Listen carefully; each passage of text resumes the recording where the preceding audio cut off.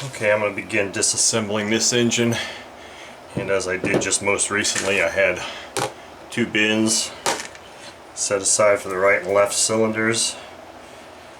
So this is our left side. Let's just start taking it apart.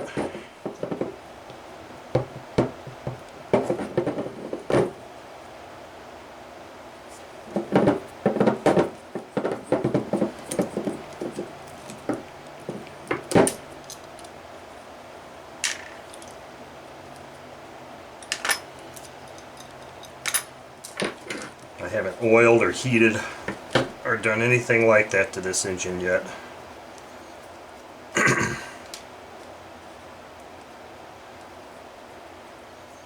Actually, I probably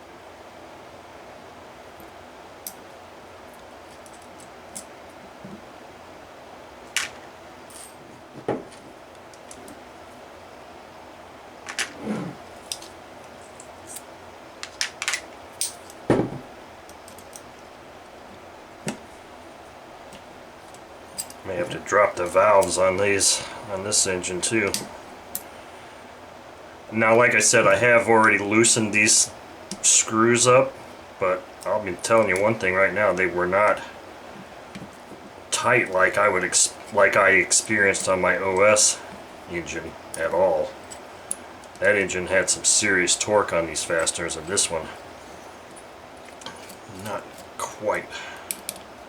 So we're almost getting to a good point here where we can see the top of a piston in the underside of the valves, and that'll tell us a lot about the supposed runtime of this engine. Okay, there you go. Looks like one of the valves was stuck down.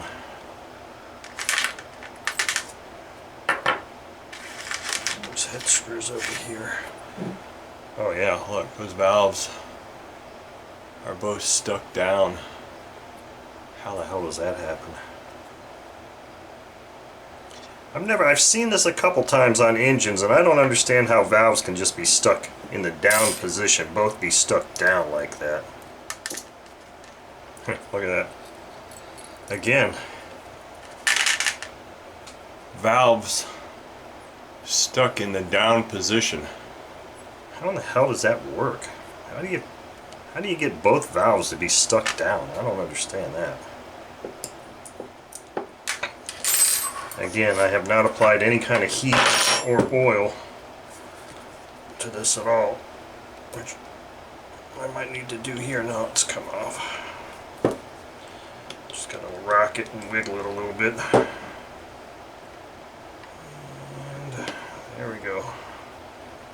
Go ahead and put this guy in the cleaner since I'm working on that side of the engine.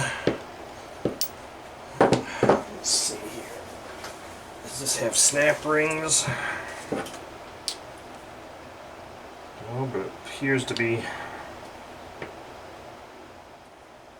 Okay, I won't bore you with any more of that video showing me disassemble this thing. I've got all the parts here disassembled. This is the next day after that first segment of the video.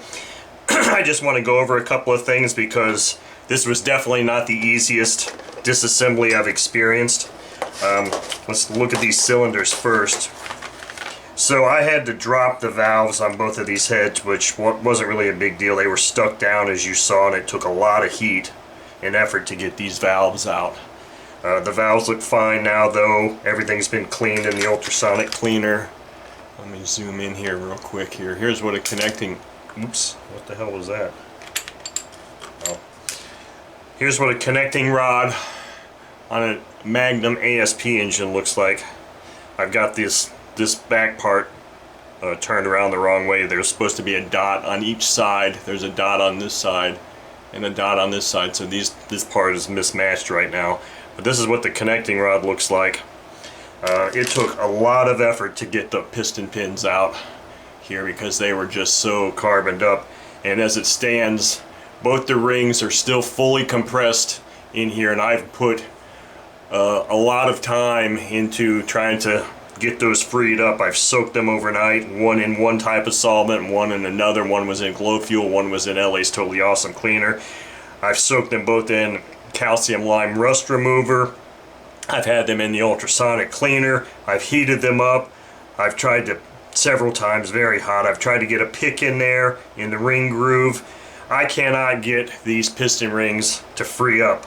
Luckily, I've got a buddy that's happens to have a lot of these parts on hand, and he's sending me a couple pistons with rings on them. So I'll probably install those in this engine. I was just going to put these in like this and then just run the engine and see if that running and heating and lubrication of normal operation is enough to actually free the rings up. But looks like I won't really have to try that.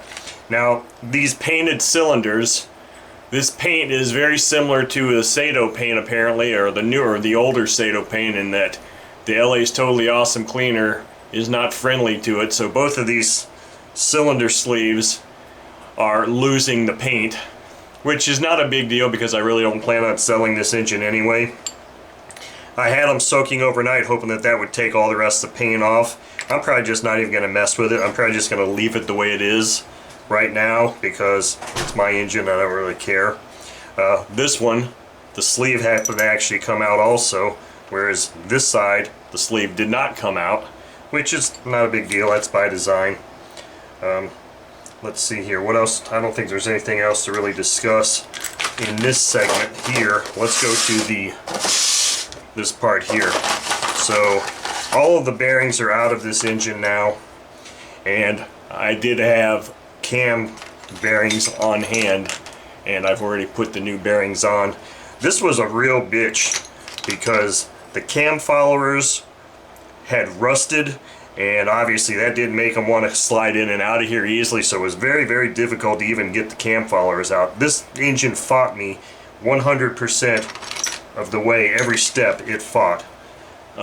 Here's the crankshaft. It's in really good shape. So all the bearings are out. Two bearings that I do have on hand are installed. The O-rings in the intake manifold and the carb are completely dry rotted and nasty, so I had to yank those out and replace those. The carburetor was completely gummed up, and that took some effort to get that thing freed up also. So this engine has fought me at every step. The old bearings are all right here. They've been removed. So basically now I'm in one of these modes where I'm waiting for bearings to come in. Of course, that buddy of mine is sending me those two pistons, even though I think these two might work. The rubber is really not in the best shape either, these intake seals, but I don't have any replacements for those, and those are on back order from Tower. So because many of the parts here on this engine are compatible with the Tower or the OS FT-160, so seals and O-rings and stuff like that would probably fit. However, the thing that's interesting is that these bearing sizes are not the same, and if you look at this crankcase, the OS crankcase did not have this mounting bracket here at all. This part was just not there, so there are some definite design differences on this engine, but there are some parts that are compatible. Like I said, the bearings, the three bearings are all different sizes from the OS. These, the camshaft bearings, are the only bearings that are the same size as the OS 120 or 160 engine. So that's the state of this engine right now, and I don't know if I'm going to make a video of me assembling it, because I don't know that there's any point in that, but definitely stay tuned for run videos of this thing coming up in the next few weeks when I get all the parts together.